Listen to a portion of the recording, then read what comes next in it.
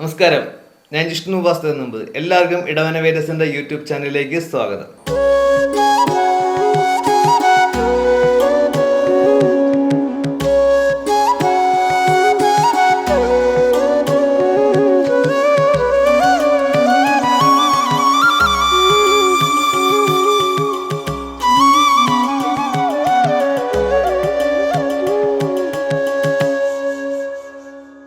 തിരുവോണം നക്ഷത്രക്കാർക്ക് പൊതുവെ 2024 എല്ലാ കാര്യങ്ങളും ഇവർക്ക് അനുകൂലമായിട്ടായിരിക്കും വരിക. അതുപോലെ തന്നെ ജോലിയിൽ അവരെ പ്രതീക്ഷിക്കുന്ന സാലറി ഇൻക്രിമെൻറ്റ്, അതുപോലെ ട്രാൻസ്ഫർ, പ്രൊമോഷൻ, ഇതുപോലെയുള്ള കാര്യങ്ങളൊക്കെ ഇവർക്ക് അനുകൂലമായിട്ട് വരാനുള്ള യോഗവും വളരെ കൂടുതലാണ്. പക്ഷേ ഇവർ മറ്റുള്ളവരുടെ കൂടെ ജോലി ചെയ്യുമ്പോൾ മറ്റുള്ളവരുടെ കുറ്റം ചൂണ്ടിക്കാണിച്ച് പ്രവർത്തിക്കാതിരിക്കുക.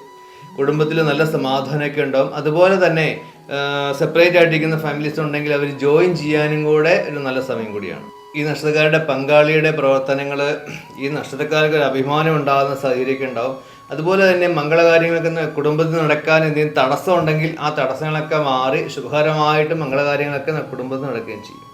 പക്ഷേ ശ്രദ്ധിക്കേണ്ട പ്രധാനപ്പെട്ട കാര്യം എന്ന് പറയുന്നത് ഈ നക്ഷത്രക്കാർ അവരുടെ ഓപ്പോസിറ്റ് ജെൻഡറായിട്ട്, അതായത് സ്ത്രീകളാണ് പുരുഷന്മാരായിട്ടും സ്ത്രീകളായിട്ടും ഇടപെടുമ്പോൾ വളരെ ശ്രദ്ധിക്കണം. അല്ലെങ്കിൽ പല ചീത്തപ്പേരുകളും പ്രശ്നങ്ങളും ഇവർക്ക് വരാൻ സാധ്യത വളരെ കൂടുതലാണ്. ബിസിനസ് വളർച്ച ഒന്ന് പതുക്കെ ആയിരിക്കും, പക്ഷെ സാമ്പത്തിക കാര്യങ്ങൾ കൈകാര്യം ചെയ്യുമ്പോൾ വളരെ കെയർഫുൾ ആയിരിക്കണം. രാഷ്ട്രീയ മേഖലയിലുള്ളവർക്ക് വളരെ നല്ല സമയമാണ്. ഒരുപാട് ജനങ്ങളിൽ നിന്ന്, പബ്ലിക്കിൽ നിന്ന് ഒരുപാട് സപ്പോർട്ട് കിട്ടാനും കൂടെ അനുകൂലമായ സമയമാണ്. അതുപോലെ ഇവരുടെ ലീഡേഴ്സിൻ്റെ അടുത്ത് ഏതെങ്കിലും രീതിയിലുള്ളൊരു അഹങ്കാര സ്വഭാവം അവർ കാണിക്കുന്നുണ്ടെങ്കിൽ അതൊന്ന് മാറ്റി സൗമ്യമായിട്ട് നിൽക്കുന്നത് ഇവർക്ക് ഹൈ പൊസിഷൻ കിട്ടാൻ വളരെ നല്ലതാണ്. കലാരംഗത്ത് മീഡിയയിലൊക്കെ പ്രവർത്തിക്കുന്നവർക്ക് അവരുടെ ആ ഒരു സ്ഥിരോത്സാഹത്തോടു കൂടി കണ്ടിന്യൂസ് ആയിട്ടുള്ള പ്രവർത്തനത്തിലൂടെ അവർക്ക് നല്ല നല്ല അവസരങ്ങൾ അവർക്ക് കിട്ടും. കുട്ടികൾ അവരുടെ വിദ്യാഭ്യാസത്തിൽ കൂടുതൽ കോൺസെൻട്രേറ്റ് ചെയ്യാൻ മെഡിറ്റേഷൻ പോലുള്ള കാര്യങ്ങൾ ചെയ്താൽ അവർക്ക് ഹൈ സ്കോർ ചെയ്ത് മുന്നോട്ട് പോകാൻ സാധിക്കും.